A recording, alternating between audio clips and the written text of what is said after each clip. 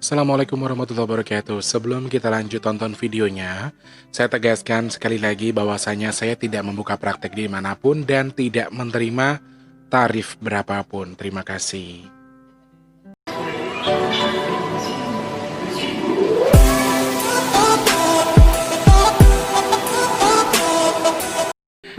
Assalamualaikum warahmatullahi wabarakatuh. Salam sejahtera untuk kita semua. Alhamdulillahirrabbilalamin. Ya Allah, matur nuwun, sembah nuwun, terima kasih masih diberi kesehatan, masih diberi kemudahan. Mas T masih sehat, Mas T masih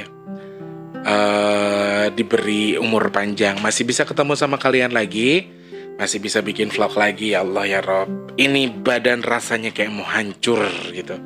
Ini belakang ini sakit semua guys, dan di kepala ini nggak tahu saya tidur kejedot apa gimana ya. Ini ngejendol gede banget nih belakang nih. Dan kalau disentuh tuh ngilu. Dan ini pusing semuanya. Kayaknya kolesterol deh, karena beberapa hari ini konsumsinya nih telur asin, bakso, ya pokoknya makanan dari Mama Ita tuh. Telur asin, bakso, terus ikan asin. Ya kayak gitu-gitulah, daging ya kan. Pas Pak Sam kesini tuh saya juga lagi makan daging. Jadi aduh ya Allah ya Rob, rasanya kayak darah tinggi saya lagi kumat ini kayaknya. Jadi ya gitulah. Apalagi beban nih semakin cerut. Ya Allah ya Rob. Ya Allah, mudah-mudahan segera terselesaikan urusan saya. Ya Allah, diberikan kemudahan untuk segala jalan saya dan adik saya untuk menyelesaikan urusan ini. Dan semoga semuanya selesai dengan baik, amin. Apa kabar untuk orang baik semuanya yang sudah subscribe channelnya Mas T di Big Tulus Official? Sehat semua ya? Alhamdulillah. Ya Allah, mudah-mudahan untuk yang sudah subscribe channel saya, yang sedang nonton video ini tanpa terkecuali saja, untuk yang sedang susah dalam rezeki, semoga Allah mudahkan rezekinya. Untuk yang sedang susah dalam kondisi berjodoh, semoga segera ketemu jodohnya. Untuk yang belum bekerja, semoga segera bekerja. Dan yang sudah bekerja, semoga semakin sukses, semakin lancar, dan diberikan kesehatan selalu. Kemudian diberikan jalan mudah untuk segala urusan baiknya. Amin, ya Allah. Tanpa terkecuali saja para subscribernya Mas T dimanapun kalian berada, dari Sabang sampai Merauke, dari Papua sampai Pulau Rote ya. Tanpa terkecuali pokoknya. Sukses, sehat selalu. Intinya, saya tidak mau menceritakan apa kondisi saya sekarang. Nanti kalau diceritakan, karena masih banyak orang nyinyir di luar sana yang bilang Mas Tulus tuh ngemis, Mas Tulus tuh begini, Mas Tulus tuh mengemis perhatian dari orang untuk mendapatkan begini. Saya tidak mau itu ya. Lah, saiki aku mengemis dari mana? Aku rugi banyak malahan lo sama kalian tuh. Rugi apa? Rugi mendengarkan celoteh-celoteh nggak bener kalian itu.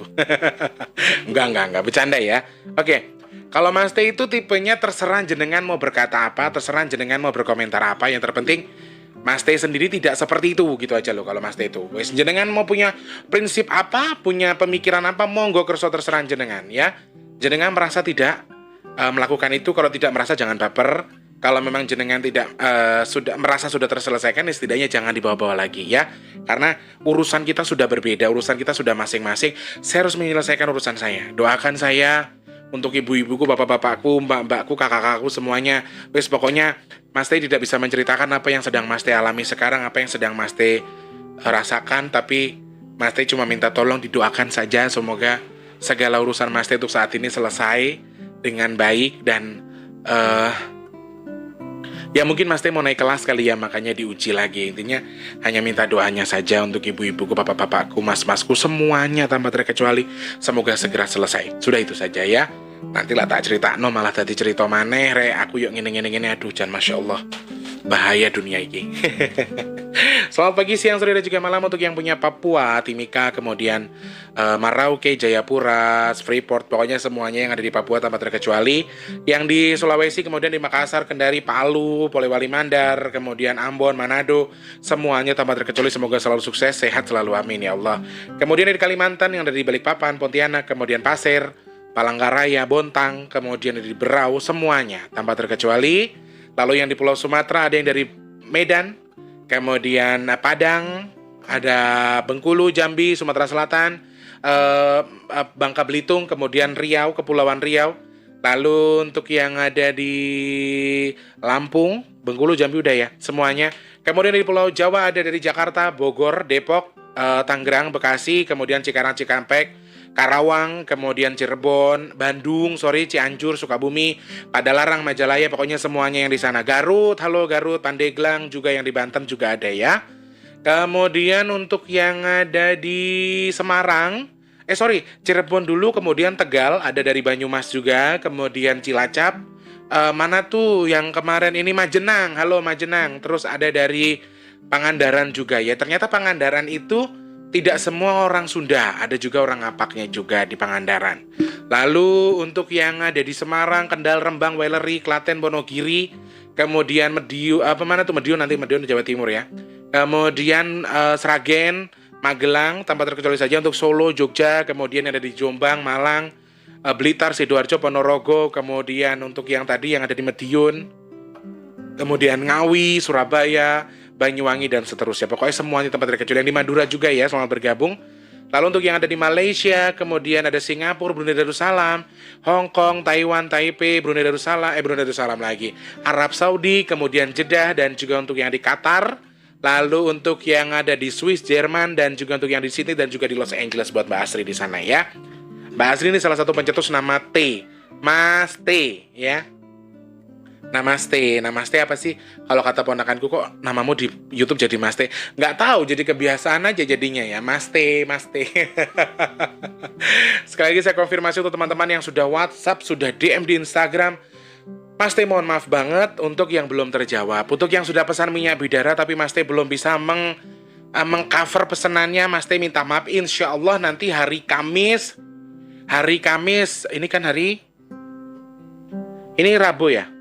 Iya, hari Rabu. Berarti besok insya Allah minyak bidara datang sekitar 12 pieces. Untuk teman-teman yang mau pesan, silakan klik di kolom komentar atau di DM di Instagram ya. Monggo, jenengan punya rezeki monggo pesen, ndak punya rezeki juga ndak apa-apa, silakan. Mas, aku bayarnya nanti. Aku pengen pesen dulu buat kesehatanku, monggo kerso.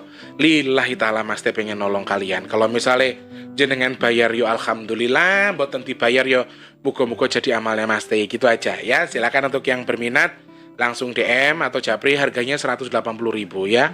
Itu belum termasuk ongkir dikirim ke jenengan. Terserah jenengan lokasinya di mana, nanti kalau mau pesan ya di DM kan dulu alamatnya, kemudian nama, nomor telepon. Jadi supaya jelas, kemudian Mas T juga tahu ongkos kirimnya berapa. Begitu ya. Kalau Mas T tipenya kadang-kadang nih, Mas T kirim dulu udah nyampe baru orangnya transfer ya. Bahkan seperti itu. Jadi tidak usah repot-repot jenengan takut Mas T nipu, takut Mas T itu membohongi jenengan, tidak usah. Banyak yang sudah saya kirim dulu setelah nyampe baru transfer. Saking mereka takut saya tipu ya. Banyak yang seperti itu. Jadi tidak usah merasa takut. Justru saya sudah lillahi ta'ala, saya serahkan kepada Allah. Kalau jenengan mau bayar yo monggo, tidak ya sudah jadi amal saya. Kalau saya sudah gitu, sudah lillahi ta'ala. Lain jenengan kerso yus syukur nih, boten kerso nggih boten napa-napa. Kalau saya seperti itu. Jadi kalau jenengan masih ragu saya nipu, takut saya tipu, silakan jenengan pesan saja dulu, saya kirim. Kalau sudah masuk, jenengan baru transfer supaya percaya. Dan kebanyakan memang alhamdulillah orang-orang yang sudah saya kirim ini, saya kirim dulu baru mereka transfer gitu loh. Jadi bahkan ada yang Mas T, saya minta maaf bulan segini saya baru bayar. Monggo kerso, saya bulan segini saya baru transfer. Monggo silahkan. Ya, saya tidak memaksakan kehendak. Di sini kita sama-sama ingin membantu satu sama lain. Mas T tidak minta gimana-gimana. Dikirim dulu Mas T, saya takut nanti ditipu. Monggo kerso. Saya kirim sudah sampai baru orangnya transfer. Itu sudah sering banget terjadi. Jadi kalau ragu, kalau memang jenengan ragu takut saya tipu ya, jenengan kirim alamat saja dulu, nanti sudah sampai baru jenengan transfer. Saya tidak masalah. Tidak jenengan transfer juga tidak masalah. Urusannya jenengan Gusti Allah. Yang penting niat saya hanya membantu jenengan saja, ya. Mau dikhususkan untuk satu orang ataupun dikhususkan untuk keluarga besar itu bisa, ya. Manfaatnya luar biasa banyak. Silakan baca di Google manfaat ekstrak minyak bidara itu. Oke. Mas T mau lari ke YouTube Studio karena banyak yang titip salam di sana. Sebentar. Backsoundnya hilang, Re. Ntar dulu ya. Mana sih ini musiknya, gue gak ngerti. Maksudnya itu biar ada bunyi-bunyian gitu. Biar ada bunyi-bunyian pas Mas T lagi baca-baca. Mas T banyak baca beberapa komentar yang di YouTube Studio. Sebentar ya teman-teman. Oke. Mana nih? Tapi beberapa saja ya. Jangan ngiri ya untuk yang ngerasa nggak dibaca, kok takutnya jenengan jadi ngerasa gimana ya, oh ya yang lain dibaca aku nggak, jangan gitu ya. Ini Mas T sempatkan saja Mas T baca untuk beberapa pertanyaan. yang beberapa pernyataan yang dikirimkan di Facebook. YouTube Studio. Kalau kata Mbak Anita Puspo, ini pertanyaan ya. Waalaikumsalam Mas Ibnuh Batuta. Mas T sehat selalu, semangat selalu, amin ya Allah. Baik keamanah. Terus Mama Ita Werkudara itu Bima kakaknya Arjuna. Mosok. Kemudian Mbak Ita, Anita Puspa. Sejak kapan Mas jenengan merasa ada sosok pendamping yang nggak terlihat tersebut, Mas Tulus? Pendamping yang mana nih yang dimaksud? Kalau yang saya ceritakan kemarin tentang yang itu, saya tidak bisa ngulangin pertanyaannya ya. Itu beberapa tahun yang lalu sebenarnya saya sudah merasa dari berpuluh-puluh tahun yang lalu sebelum saya datang ke Ustadz Danu, memang saya merasa ada yang lain selain Nyai gitu loh. Cuman saya nggak tahu siapa dia. Kurang lebih begitu. Kemudian ini subscriber dari Bukit Tinggi, Mas Tulus nyimak selalu, nek medot iket meneh Mas. Mbak Catur Ningsih, betul banget. Namanya gitu ya, Catur Ningsih, betul banget. Terus kemudian ada Mas Ari Johari. Sugeng dalu Mas Teh, sehat selalu lan diparingi keselamatan saking Gusti Allah. Amin ya Allah, sembah nuwun Mas Ari Johari. Kemudian ini dari Mbak Ika lagi nih. Mana ada wong modal maido melu nyumbang yo nek maido tak betul. Kebanyakan orang tuh kalau ngoceh doang, tapi isinya kosong ya Mbak Ika ya. Kemudian Mas T, teman-teman gaib Mas T itu kalau bersentuhan fisik rasanya hangat atau dinginkah, rasanya seperti apa? Apakah rasanya seperti manusia juga? Tidak, rasanya tidak seperti manusia ya. Rasanya berbeda, tidak seperti manusia. Jadi agak sedikit tidak seperti yang kita maksud. Sorry, rasa bersentuhan dengan mereka itu berbeda dengan ketika kita bersentuhan dengan makhluk kasar, ya. Ada yang ser dingin, ada yang ser anget, tergantung posisi atau kondisi si jin itu sendiri atau si khodam itu sendiri. Abdul rasanya begini, Nyai begini, si Cerondol begini. Jadi teman-temanku itu beda-beda semuanya tidak sama. Nah, kemarin kan banyak yang penasaran soal si temanku yang baru. Jadi kemarin beberapa hari yang lalu Mas T itu nge-MC di salah satu daerah di Bekasi, di daerah Jati Asih. Cerita nggak ya? Penasaran nggak ya? Aduh. Jadi kan setiap aku siaran kadang-kadang dia begini. Setiap aku lagi siaran, lagi syuting dia begini. Ngasih kembang.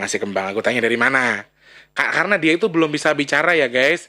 Dia itu belum bisa bicara. Nggak ngerti entah dia itu memang bisu, gagu atau apa, dia nggak bisa bicara, nggak bisa ngomong secara mulut itu, kemudian ada tekanan suaranya itu tidak bisa. Tetapi, tar dulu deh, kemarin aku baca yang ini nih, masih ada lagi. Sebentar ya teman-teman, aku kemarin baca komentar dari anaknya Pak Sam, sebentar ya.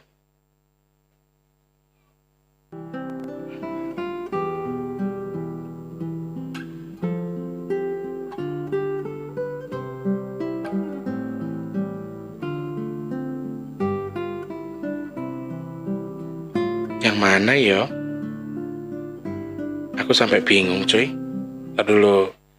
Soalnya aku baca kemarin beberapa komentar dari anaknya Pak Sam. Aku pengen baca aja, kasihan. Namanya siapa gitu loh, aku lupa. Ntar dulu ya guys. Bukan yang ini. Bukan di video yang ini. Mungkin video yang lain lagi. Oke, insya Allah yang ini bener nih. Dari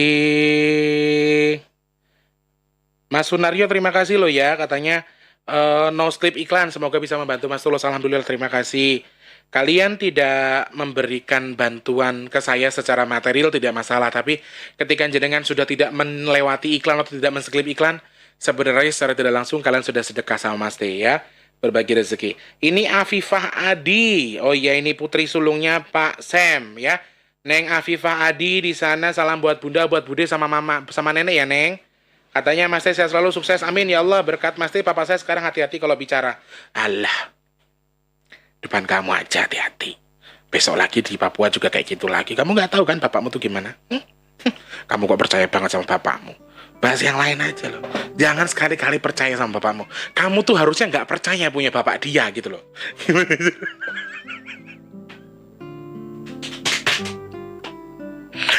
Ini kok Bob, kamu tuh kok mau punya bapak model begitu? Terus kamu loh Afifah kok mau punya bapak kayak gitu? Bunda, sama ki gak pengen golek liyane ta. Sampean ki ayu, luwes pinter golek duit. Cari yang lain jangan Pak Sam toh. Saya tuh gak ikhlas gitu loh rasanya itu. Ya Allah. Aduh, untung kok mereka tuh sudah paham ya sifat dan mulutku tuh kayak apa. Enggak pernah ya wis baper. Maksudnya apa sih Tulus tuh ngomong kayak gitu? Bla bla bla bla bla bla gitu. Ngapunten ya Bunda, semoga sehat selalu. Wes pokoknya saya hanya bisa mendoakan keluarga besar Pak Sam, semoga Allah sehatkan, Allah mudahkan rizkinya, Allah sehatkan badannya, Allah sehatkan seluruh kondisi yang ada di rumah itu ya. Baik keuangan, segala sesuatu pokoknya sehat. Khususnya buat Mama. Mama semoga sehat sama Bu Dewar ya. Sehat selalu ya Bude. Semoga Allah mudahkan segala urusan baiknya. Amin. Oke. Sapa-sapa sudah. Kemudian sudah. Ya udah 15 menit cuy. Kelamaan gue sapa-sapa. Ya Allah ya Rabb. Semoga segera selesai urusanku. Amin ya Allah. Ini sampai berat loh di belakang ini Kak. Ya namanya orang kalau pikiran ya. Pikiran itu nyerangnya ke kepala sebenarnya. Ya Allah, kadang-kadang nggak usah demong. Nah, kita kembali ke cerita temanku yang kalian yang penasaran waktu Mas Teh lagi syuting. Mas Teh begini, tiba-tiba dia ngasih kembang, begini dia ngasih kembang. Sebenarnya siapakah dia? Dia itu Mas Teh bukan Mas Teh temuin, tapi Mas Teh ketemu dia itu waktu Mas Teh lagi nge-MC di salah satu daerah di Jatiasi, Bekasi. Karena Mas Teh kan nge-MC acara akad doang, itu waktu itu sampai jam 11. Jadi Mas Teh nge-MC akad sama resepsi. Mas Teh dua job di tuh di situ. Jadi nge-MC akad dulu pagi, kemudian nge-MC resepsi sampai mereka di atas pelaminan, kemudian mereka sungkem dan lain sebagainya, mempersilahkan foto dan lain sebagainya di salah satu gedung di daerah Jati Asih Bekasi. Ya, Mas Teh nggak menyebutkan gedungnya ya. Terus di situ itu bukan gedung ya, tapi itu hanya balai pertemuan gitu. Cuman dia besar. Terus Mas Teh istirahatnya di salah satu ruangan di tempat di balai itu tuh ada ruangan untuk talent, untuk ganti baju pengantin dan lain sebagainya ya. Jadi memang di balai itu kayaknya disediakan oleh pemerintah situ untuk digunakan warganya untuk melakukan resepsi pernikahan dan lain sebagainya, untuk hajatan dan lain-lain. Jadi ada satu ruangan di mana tempat itu untuk talent dan memang posisinya tidak ada musik, hanya tukang sound saja. Dan Mas Teh kan sudah bawa mic sendiri ya kalau nge-MC ya. Selama corona pokoknya Mas Teh kalau kerja pakai mic sendiri. Mas Teh taruh mic-nya, terus Mas Teh naruh tas yang besar yang dibawa kan isinya. Kadang nih guys gini, kenapa Mas Teh walaupun cuma nge-MC tapi bawa tas besar? Karena kadang-kadang pegel kakinya pulangnya Mas Teh buka baju, buka jas, buka segala macam baru pulangnya pakai kaos biasa, bahkan pakai celana pendek pernah. Pulang pakai celana pendek, keluar pakai sandal jepit biasa karena pegel gitu loh dari pagi. Berdiri dengan baju yang ketat, dengan baju yang itu kan kadang kesel. Jadi Mas Teh tetap butuh ruangan buat istirahat. Nah istirahatlah di ruangan itu dan itu sendirian. Ada tukang soundnya, tapi kan tukang soundnya menjaga sound yang di luar. Naruh musik gitu loh, lagu-lagu buat di gedung kan, namanya di gedung. Nah Mas Teh sendirian di situ. Nah Mas Teh baru masuk saja itu tuh dia udah jadi dia tuh nggak bisa ngomong. Kalau kataku dia sejenis kuntilanak sebenarnya ya. Bentuknya itu kuntilanak tapi rambutnya tuh pendek, cerondol gitu loh. Rambutnya itu nggak sepanjang kuntilanak pada umumnya. Rambutnya cuma sepundak tapi keriting. Nih kalau yang bisa ngelihat. Mas Teh gambarkan di sini ya. Ya, teman-teman Indigo yang bisa ngelihat silakan. Nah, jadi dia itu bentuknya kayak kuntilanak, bajunya putih tapi kotor kabeh ini, lumpur semua. Ya, lumpur semua terus badannya itu hitam. Ini hitam. Ini hitam karena nggak kayak maaf, kayak orang gila yang nggak pernah mandi. Ya, bes, nggak usah dilihat lagi. Ntar Mbak Ika yang di Pontianak itu yang pusing. Palangkaraya Pontianak Mbak Ika. Kadang-kadang nih teman-teman yang sensitif matanya, setelah Mas Teh kasih, kadang-kadang saya nggak kasih gambaran saja mereka sudah bisa merhatikan atau melihat gitu loh. Jadi ngeri. Jadi bentuknya dia itu sebenarnya kalau kata pribadi saya sih dia kuntilanak karena perempuan dan ngomong cuma gitu-gitu doang, nggak berkomentar, nggak ngomong. Terus Allahu Akbar, ya namanya saya kan manusia biasa. Ketika saya masuk ruangan tuh saya juga kaget gitu loh. Pas kan kalau yang nganterin aku masuk kan bang tukang sound ya. Apa lu? Nggak ada apa-apa bang, nggak ada apa-apa. Untungnya ruangannya AC, jadi enak. Apa lu? Katanya, nggak ada apa-apa bang, nggak ada apa-apa, gue gitu. Akhirnya gue masuk, si abang itu keluar. Bener nggak ada apa-apa lu, jangan nakut-nakutin gue, ntar gue di sini istirahatnya katanya. Lu pulang gue di sini istirahatnya, kata bang tukang sound itu kan. Nggak ada apa-apa, nggak ada apa-apa gitu. Karena tukang soundnya tahu aku punya YouTube dan aku punya kemampuan itu gitu loh. Dia parno duluan. Terus setelah saya duduk, saya tanya, saya perhatikan. Oke, kita ulang lagi penampilannya ya. Penampilannya itu perempuan berambut pendek segini, tapi ini jubahnya panjang hitam. Winty. Kalau ditanya tuh Winty. Terus aku tanya sama si Cerondol, Dol, ngomong apa Dol kan? Cerondol sama Landung itu kalau aku lagi ngejob seneng karena mereka suka dengan Cerondol sama Landung itu suka dengan kemeriahan, dengan keriaan, dengan musik, dengan rame-rame mereka suka. Jadi Cerondol sama Landung ini selalu ikut kalau saya lagi ngejob MC atau nyanyi. Jadi saya tanya, Winty ki apa gitu. Dol, ngomong apa itu namanya siapa tak gitu. Dewi Kunti tak gitu loh. Loh, jenenge kok Dewi Kunti kok mengerikan banget kayak kuntilanak tak gituin. Karena ngobrol sama si Cerondol. Tapi dia nggak bisa ngomong, kata si Cerondol. Dia itu bisu, dia itu gagu. Terus pas tak suruh mangap, ternyata benar lidahnya tuh nggak ada. Lidahnya ini dia nggak punya lidah, gitu loh. Dia nggak punya lidah. Setelah saya telusuri, setelah saya lihat asal usulnya dia dari mana, ternyata dia salah satu korin yang memang dulu maaf sebelumnya dia tuh memang orang gila, awalnya orang gila dan iki lo coy, kalau kuntilanak kan rambutnya panjang ya. Ini tuh nggak panjang, cuman segini tapi Cerondol keriting. Rambutnya tuh keriting, megar segini. Rambutnya kurang lebih ya, yang Dewi Kunti itu. Jadi saya sempat menelusuri keberadaan dia dan terjawabnya adalah dia itu salah satu orang dulu di situ dan memang disiksa dari zaman Belanda. Zaman Belanda dulu dia disiksa, diperkosa, kemudian lidahnya tuh supaya dia nggak ngaku sama biar pelakunya itu nggak ketangkep, dijapit lidahnya dipotong. Sedih nggak tuh coba? Aku sampai makanya dia tuh ngelihat aku tuh ketakutan tapi takut yang tolongin aku gitu loh. Minta tolong. Jadi dia itu bukan gimana ya dibilang kuntilanak tapi kok korin, dibilang korin tapi kok bentuknya seperti kuntilanak. Tapi ya begitulah keadaannya. Dia mengaku adalah korin dari seorang orang pribumi yang diperkosa waktu zaman Belanda. Terus aku memang sempat cari tahu sama orang yang di situ ya. Ini dulu tempat apa Pak? Begini. Oh ini dulu begini. Dari situ baru ketemu jalurnya. Dan memang dia menceritakan kalau saya dulu digilir sama company katanya. Saya digilir sama orang-orang Belanda. Terus saya mau ngaku, ceritanya dia mau mengakui ke coronganune nang kepolisian gitu loh, mengakui kalau dia diperkosa. Nah, supaya dia nggak bisa ngomong, dicongkel guys lidahnya itu. Dicongkel sama yang memperkosanya itu kan rame-rame ya. Rame-rame jadi dicongkel supaya dia nggak bisa ngaku, akhirnya dibunuh di situ. Dibunuhnya di situ, ditenggelamin di sumur, makanya badannya lumpur semua. Dan memang saya tanya juga sama orang yang udah lama di situ, udah ditutup mas sumurnya mah nggak ada, emang dulu sumurnya angker katanya gitu. Jadi kalau menurut si korban ini atau menurut si korin ini, jenazahnya sampai sekarang belum ditemukan. Jenazahnya belum dikebumikan secara layak oleh keluarganya, jadi keluarganya si Dewi Kunti ini juga nggak tahu kalau si Dewi ini, kok aku nggak yakin kalau namanya Dewi Kunti awalnya loh, karena orang masa Dewi Kunti gitu loh. Cuman karena mungkin si korinnya mengakunya namanya seperti itu, ya sudahlah, kita menghargai saja. Jadi si korin ini bercerita ke saya kalau mayat yang di sumur yang sudah ditutup sama bangunan itu tadi, itu sampai sekarang belum ditemukan sama keluarganya dan belum dikuburkan secara layak. Terus saya kasih penjelasan begini, kamu gimana? Mau kamu gimana?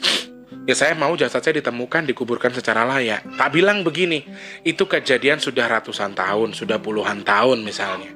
Sudah diuruk, nggak mungkin dikerjakan. Nggak mungkin dicari lagi, terkecuali jasad kamu tuh baru berapa hari atau berapa tahun, mungkin saya masih bisa kasih kode dengan orang lain. Cuman kan di sumur itu pun orang sudah takut dari dulu, sudah angker. Terus kamu dimasukin ke situ jasadmu dan nggak ketahuan gitu loh. Jadi kalau misalnya saya memberikan, Pak tolong Pak dibongkar, lah sedangkan posisi mereka pun sudah tidak tahu sumurnya itu posisinya di mana dulu. Itu udah gedung megah loh coy, aulanya udah megah, punya pemerintah gitu loh, punya aparatur desa yang digunakan buat bersama-sama untuk kepentingan masyarakat gitu loh. Jadi ya udah nggak ketemu lagi lah di mana ininya. Jadi saya ngasih kemudahan saja. Jadi saya ketika saya ingin berkomunikasi sama dia, susah karena dia nggak bisa ngomong. Saya ajak secara telepati pun dia tidak bisa berbicara dalam hati karena dia sudah tersuges dalam badannya kalau dia tuh udah bisu. Jadi dia juga nggak bisa ngomong. Terakhir aku udah minta tolong sama Allah. Ya Allah kasih kesempatan dia untuk berbicara sama saya. Akhirnya dikasih kesempatan. Mungkin Allah membantu mengabulkan doa saya bisa berbicara. Ya hanya menceritakan saja itu. Setelah menceritakan, ikut saya pulang pun di rumah nggak bisa ngomong apa-apa. Cuma tiba-tiba ngambil kembang. Kata saya gini, kamu kembang itu dari mana gitu loh, menggambarkan kembang. Si ngoceh malah cerondol. Dia tuh suka ngambilin kembang. Dari orang sajen-sajen itu dikasih ke saya, ke sajennya. Katanya datang ke pura. Datang ke pura-pura itu loh, diambilin kembangnya, dibawa ke sini. Di makam-makam itu kembangnya diambilin, taruh di sini. Jadi dia tuh kalau pulang, pergi nih main, nggak tahu kemana, pulang-pulang bawa kembang, ditaruh di tanganku. Ini aku cuma diam aja, tak terima, wes ben seneng gitu loh. Kalau Mas Tulus itu menghargai dia saja, wes seneng. Ya sudahlah gitu. Cuman alhamdulillahnya dia sekarang sudah mulai cooling down. Bisa dibilang cooling down ya. Kalau tadi waktu pertama kenal Mas Tulus, dia auranya agak panas, agak hitam, agak kelam sedikit, tetapi alhamdulillah semakin kesini semakin kondisinya sudah semakin baik dan dia sudah mulai bisa menerima. Dan Mas Tulus sudah jelaskan, Lek kamu nuntut keluarganya, kamu nuntut keluargamu, salah, keluargamu nggak tahu apa-apa. Terus saya tanya, keluarga kamu masih di mana posisinya? Keluarga saya udah nggak di sini katanya. Keluarga saya udah di luar kota, jauh. Cuma dia tidak menceritakan di mana. Jadi saya bilang, terus gimana cara kamu menemui keluargamu? Ya tak godain aja mereka. Tak bikin mereka nggak nyaman katanya gitu. Lah kenapa kamu bikin mereka nggak nyaman? Karena saya nggak suka kok jasad saya nggak dicari. Tahu orang meninggal kok nggak dicariin gitu loh. Nah karena kan zaman dulu gimana sih nyarinya? Kita nggak tahu, dan anak cucu yang sekarang sudah besar, sudah melahirkan cucu lagi sekalipun, dia nggak tahu apa-apa. Jadi Mas Teh cuma kasih penjelasan ke dia, ya kamu jangan godain orang gitu loh. Kamu jangan memaksa kamu untuk ditemukan lagi, sudah nggak mungkin. Wes, kamu hanya nanti saya bantu doa, saya doakan saja. Saya doakan mudah-mudahan kamu diterima sama Allah. Terus kamu diampuni segala dosanya sama Allah. Dia cuma jawab amin. Cuman ya itu tadi. Yang tadinya sudah memerah, sekarang alhamdulillah sudah mulai menghijau, membiru. Jadi sudah mulai ternetralkan lah dendam di kepala si Korin itu tadi. Mas Teh sempat hampir takut juga karena pas masuk tuh gitu-gitu doang, terus dia nggak berkomunikasi apa-apa gitu loh. Jadi sempat ada rasa takut, sempat ada rasa apa ya ini ya gitu. Ya gimana sih coy, compang-camping kabeh. Iki rambutnya kursi ini corondol buntel, iki ireng kabeh loh coy tangane. Terus memang di kanan kirinya tuh kembangnya dia pegang. Kembang nggak tahu kembang dari mana, karena dia cerita juga dulu sumurnya itu dipakai buat nyari togel sama orang-orang, digunakan buat nyari ini nyari itu, judi segala macam. Jadi dia sering dapat kembang, dan dia itu seperti halnya apa ya, di kepalanya itu seneng aja jadi karena banyak kembang, karena dia nggak ada mainan lain selain kembang. Kurang lebih seperti itu teman-teman. Jadi bukan karena dia ini adalah sosok yang salah, dia ini adalah sosok yang tidak baik, tetapi di masa lalunya dia adalah Korin yang sempat merasakan kesakitan yang luar biasa. Makanya pas pertama ketemu pun, pertama kenal pun, Mas Teh sempat menitikkan air mata ya mendengar ceritanya. Ya Allah, dan mungkin sebagian anak indigo mengerti caranya bagaimana mereka ketika berimajinasi digambarkan oleh Allah tentang masa lalunya si Korin, diapain, gimana. Kalau jenengan tahu pasti jenengan juga nangis gitu loh, melihat orang yang dianiaya, wis diperkosa, nggak ditanggung jawabi, setelah itu dipotong lidahnya biar nggak ngomong, lama-lama dibunuh gitu loh.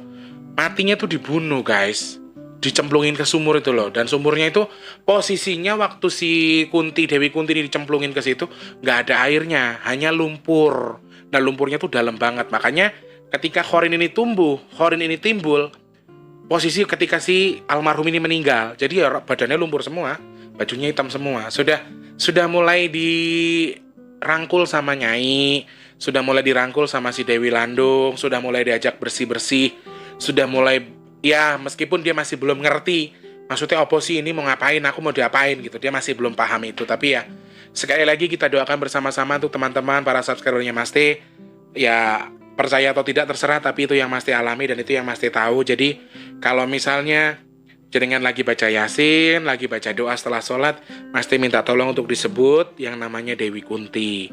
Wes Dewi Kunti binti Adam gitu aja ya nyebutnya. Jadi mudah-mudahan meskipun jenazahnya tidak ditemukan, jenazahnya masih di sumur itu dan tidak bisa dievakuasi, tidak bisa ditolong, setidaknya semoga Allah menempatkan beliau di sana tempat yang layak, tempat yang indah, amin ya Allah, diampuni segala dosanya, amin. Yuk, kita bareng-bareng baca Al-Fatihah untuk si Dewi Kunti. Teman-teman yang sedang menonton video ini, kita heningkan cipta sejenak. Al-Fatihah untuk si Dewi Kunti. Al-Fatihah.